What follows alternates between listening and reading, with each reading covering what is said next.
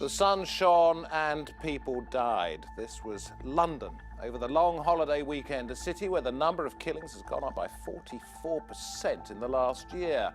Are austerity cuts causing the rise in crime? Who is responsible for the recent spate of violence? You're watching Roundtable with me, David Foster.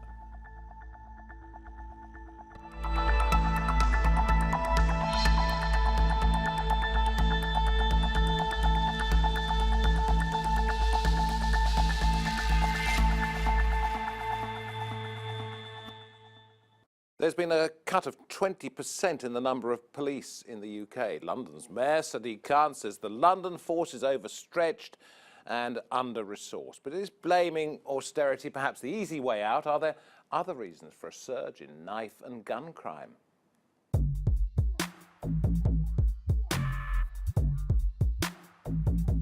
Britain's capital is seeing a massive rise in violent crime. Gun and knife crime is at an all-time high. Young people are losing their lives on the streets of London. So the kids have got nowhere to go around here. That's why they're standing on the street corners. What else are they going to do? Never ends. Never. Never ends. Youngsters losing their lives like this, it doesn't make sense. It's no good at all. If this was cats and dogs getting shot, I bet you there would be an uproar bigger than what's going on now. In February and March this year, London had a higher murder rate than New York, and that shocked a lot of people. But for those working on the ground here, it hasn't come as a surprise. They say cuts made to youth services and community projects as part of government austerity measures has exacerbated the problem of violent crime. One of the hotspots for crime has been North London, not far from Tottenham Hotspur football stadium. There's been a battle taking place, separated by a stretch of road and a postcode. Lordship Lane runs between Tottenham and Wood Green. Gangs from the N17 and N22 areas are engaged in a conflict. Nana Agiman works with young people in the area trying to reduce violence. This general level of poverty is still there, and that's never been resolved. And that's the reason why these issues keep on coming back up again. So we're heading to Northumberland Park, just to show you where the young lady was killed in a crossfire. 17-year-old Tanisha Melbourne Blake was in the wrong place at the wrong time. She wasn't involved in any gangs or a part of this turf war.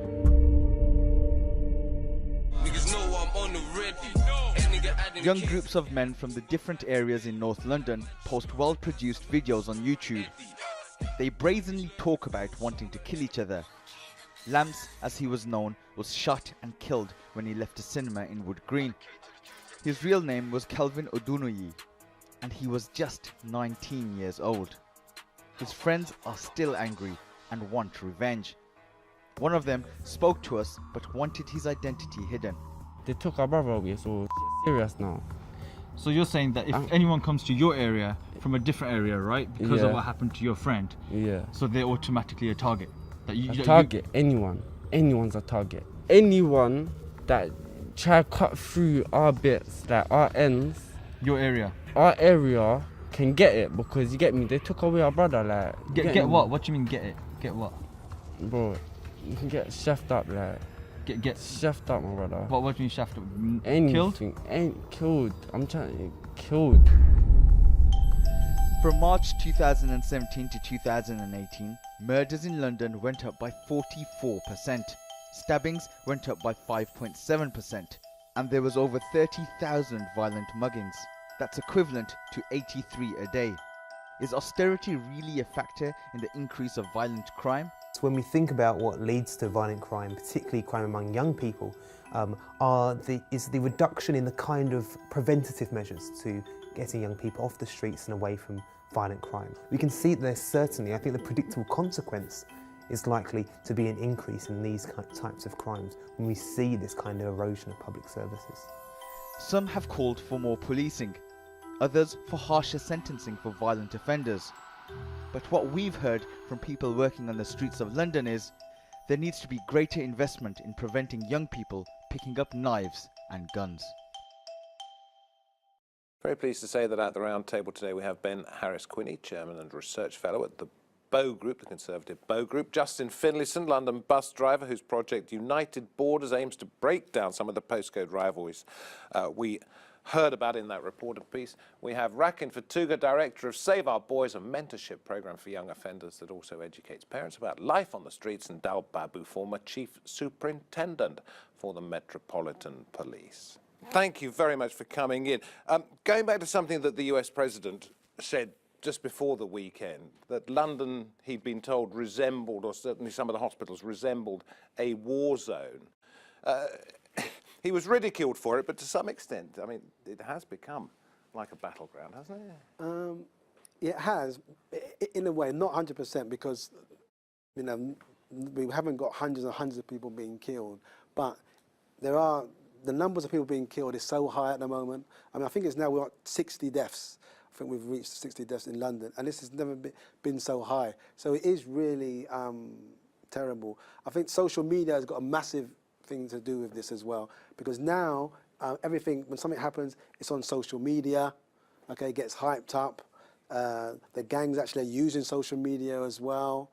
Okay, so but why has it got so bad? We're not going to end social media. Why do you think it's got to the level it has got? Because the question we're asking is, have the cuts, the inevitable cuts of the last 10 years, some would argue, been to blame for this? Well, you're a policeman. What do you think? Well, I think you can't. It's very, very interesting, because what you hear politicians saying, nothing to do with cuts. And then as soon as you have this crisis in the number of deaths, I think it's about 64 at the moment, then you basically have additional police resources. So, for example, in Harrow, where I was a borough commander, after the two young men... Harrow, for those that don't know, that's North London. North London, and it was where a 13-year-old and a 15-year-old were shot by a drive-by shooting. Now, when I was borough commander there, we had, in each of the wards, political wards, you would have 6 people that were there permanently. Now, you're down to 2. Confidence at that time, when I was borough commander, was 82. The confidence that the public had in the police was 82%. Now it's 54%. So I think all of these are linked with austerity. And what's the first thing the government does when we have these kind of crises? It says we can have more police on the streets. So the bank holiday, we actually had more police resources, more feet on the beat because of what had happened. So I think there's a clear link between austerity. And I think the final point I'd make is around what Theresa May, when she was Home Secretary, said.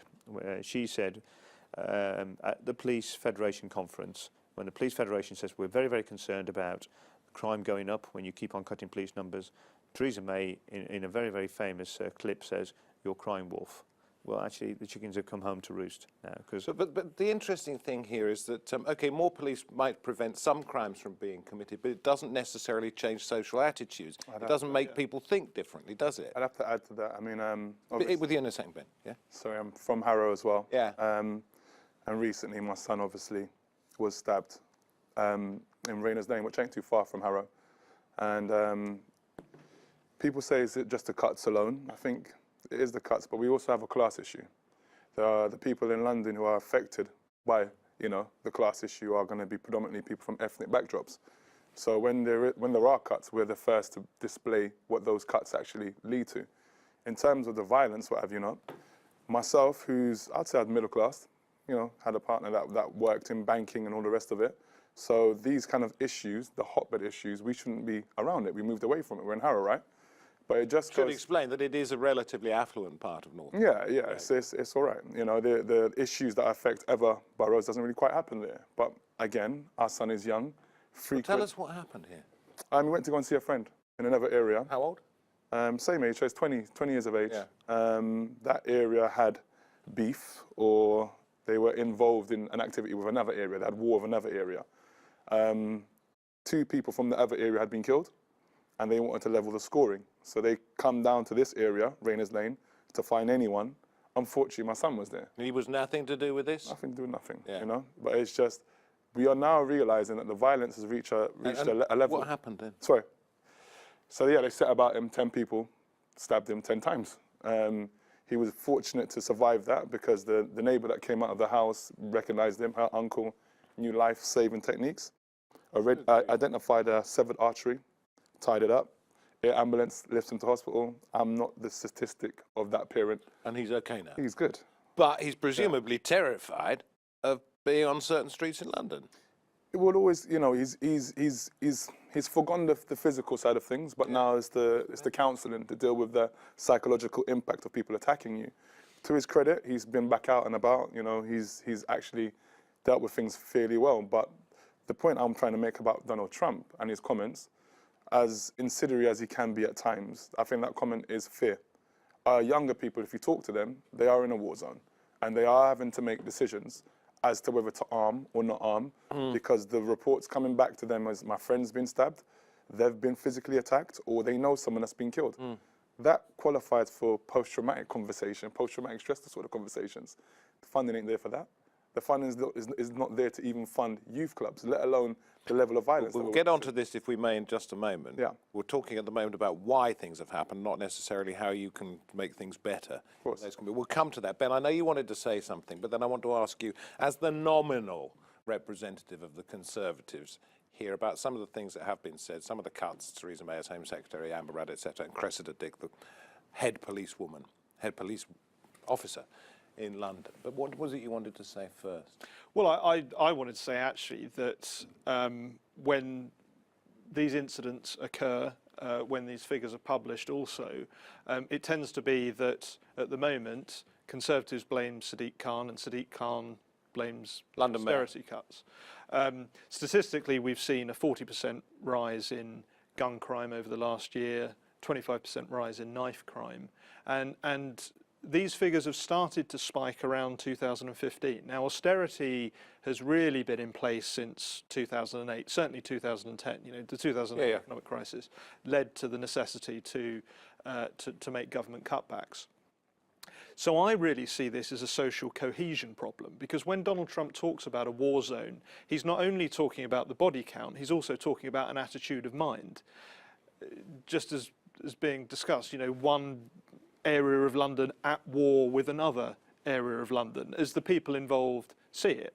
And of course, people that aren't in that community find that very odd. You know, London is not a city. It's not just London, but in Liverpool, we've had stabbings over the weekend in Manchester. But I think all of these things go to a social cohesion problem. You can look at a country like Germany, that hasn't adopted the same austerity measures as the United Kingdom and has seen a similar rise in crime. Yeah, but if you cut crisis. £600 million from the budget of the Metropolitan Police, that's the London police force, and the head of this police force, Cressida Dick, says, you know, to expect us to do our own job now is incredible, and you still want us to cut another £400 million.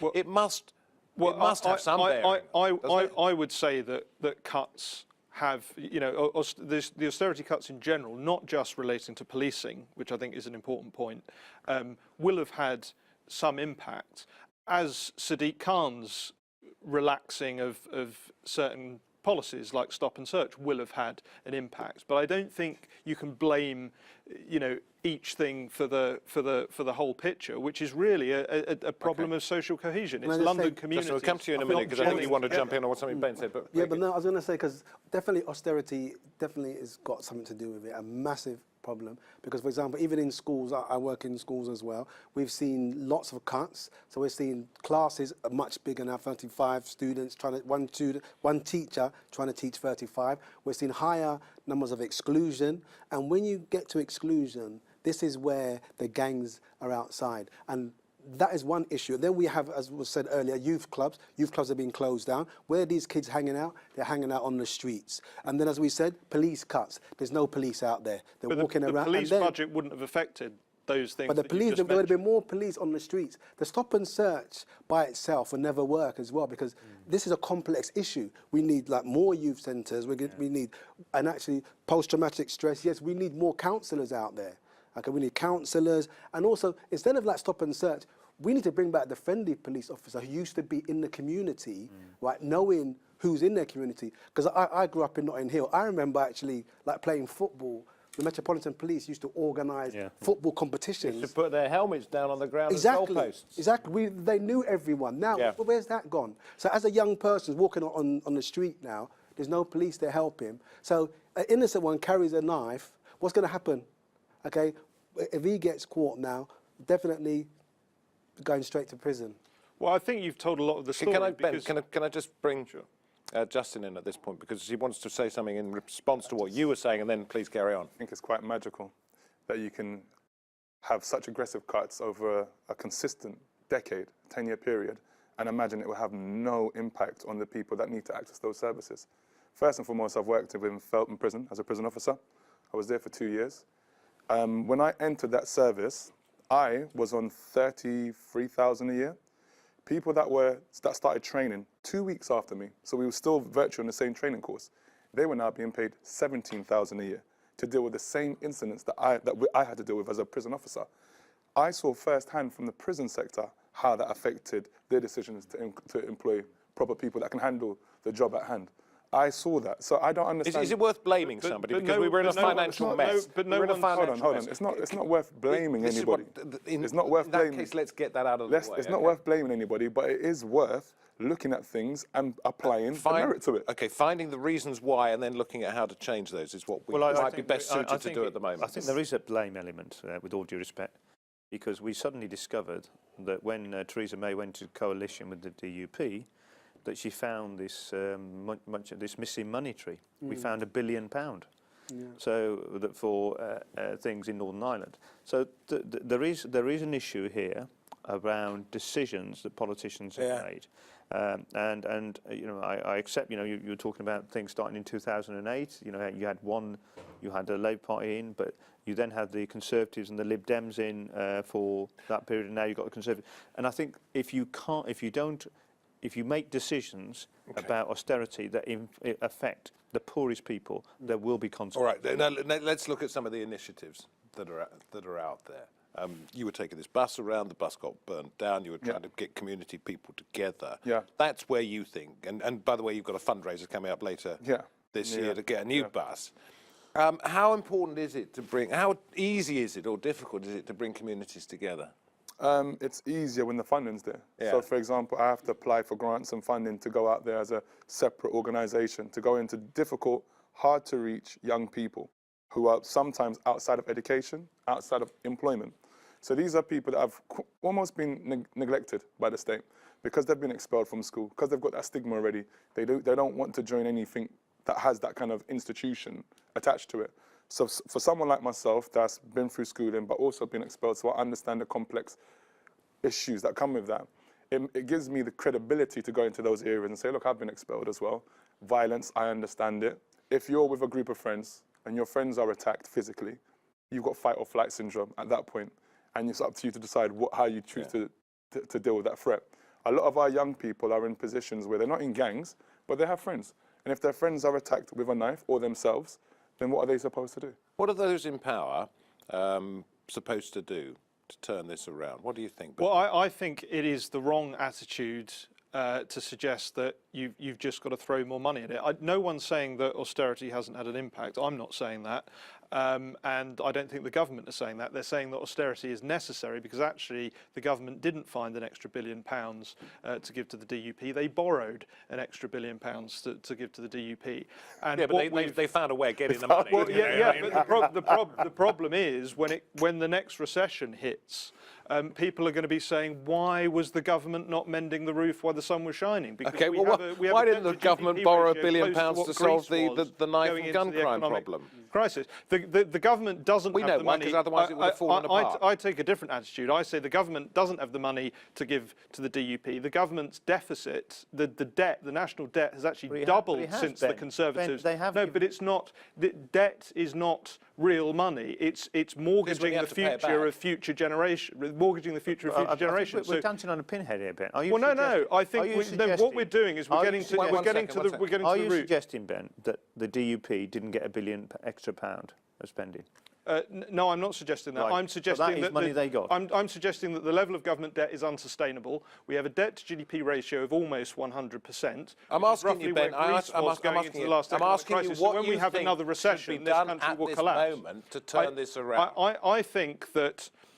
You can look at countries like Germany, haven't had any cuts in policing, haven't had the similar austerity measures that the UK government employed, yet they've had the same spike in violent crime. Not all crime, but specifically violent crime, just like the United Kingdom has.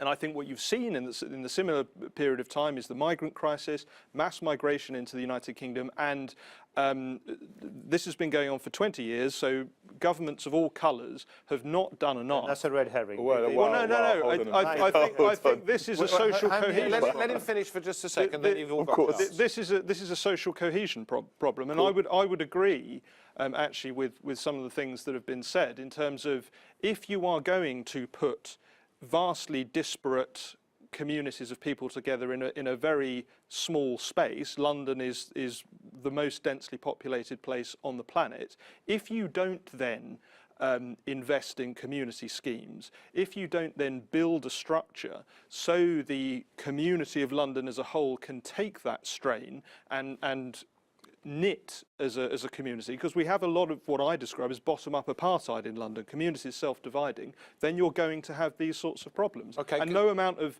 money on policing is going to solve that. Can I just say, okay, please like now, react to what Ben said. What Ben said, okay, we don't throw money. Throw money won't solve this problem. Okay, the money has to be used strategically. One, we do need more police on the street. That's one. Okay. Secondly, schools need more money. We need more mentors, and we need more counsellors, because we got a lot of people, a lot of young boys, okay, who haven't killed anyone, have seen their friends being killed, who are walking around, okay, and they need support. No one's giving them support. Okay. That's where money needs to get spent. Also, we need money spent with parents. Some parents, okay, one-parent family, father's not around. They're bringing up children. Okay, who is going to mentor those children and also mentor the mother? Because sometimes the mother's had a bad time in school and is trying to bring up kids. Okay, I'm not giving them the right knowledge to love school. Okay, children. I won't ask where you're going to get this money from, because that's an entirely different discussion. I'd like to know, would this situation be allowed to happen in Eton? Would it be allowed to happen in Cambridge? Yeah. Would it be allowed to happen in Oxford? I think you'd find the money, the resources will be found just as the money was found for the DUP. Yeah. Sorry, one second. Yeah, Ben, yeah. Also, what I'd like to explore is this unique thing that you've made between migrants that have moved in and a spike in violence. I mean, when we look at Britain's foreign policy, it's been quite violent to the rest of the world. I don't think that was because Again, migrants... another programme, that's another Another programme. Right, okay, cool. Yeah. Well, let's look at Scotland. There isn't a migrant issue at Scotland. Scotland was one of the most violent places in the world. One of the most violent places in Western Europe for a long time. And they've successfully turned around their scenario to have zero knife crime. So there are... Okay, how have they done that? Multiple agencies working together. So instead of this kind of separate different agencies, no one knows what anyone's doing, the first thing they did was bring all those agencies together. Public health approach. Yeah. But Scotland has also had almost no immigration compared to England and London over the last 50 years. I don't think there's anyone that's serious. So but that's the point. On the other hand, Ben, when I was a young reporter, I was covering the Bristol riots, the Brixton riots, the Broadwater Farm riots, and those were more than 30 years ago. So, I mean, that was... Yeah, look, there's always been crime, but what we're saying now is crime is on the up compared to the past. Talk to us about this. You're a policeman, or were a policeman. Talk to us about why it was successful in Scotland, why that sort of thing works. Well, in some ways, Scotland, you have to remember Scotland is almost an entirely white. There's a very, very small minority population. They don't have the kind of complexity in public structures that we have in the rest of the country. And I think it was easier. So, for example, you have one police service in Scotland. You used to have 8, it's now 1. You have a much stronger link with local authorities and the police. And actually, there isn't a legacy issue with the police trust and the community. You talked about Broadwater Farm. I was a home beat on the Broadwater Farm. I could count on one hand when I went out as a young PC. When I went to my station, I can count on one hand the number of officers who didn't use the N word. I mean, I won't use the word, but didn't use the N word and the P word. That was the level, and it's not just me saying it. If you look at the Stephen Lawrence inquiry, where the recommendations haven't been implemented, so the legacy issue is really important. So I think what we need, and I'm not suggesting, Ben, that we throw money at this problem. I think we need to spend it strategically. We're all taxpayers. Where are you going to get the money from, though? Because, I mean, we're saying austerity. Austerity was brought in for a reason. The reason is we don't have money. Well, I'm not a politician, but, if you can find £1 billion for the DUP, whether it's it's effectively real money, whether you've borrowed it or not.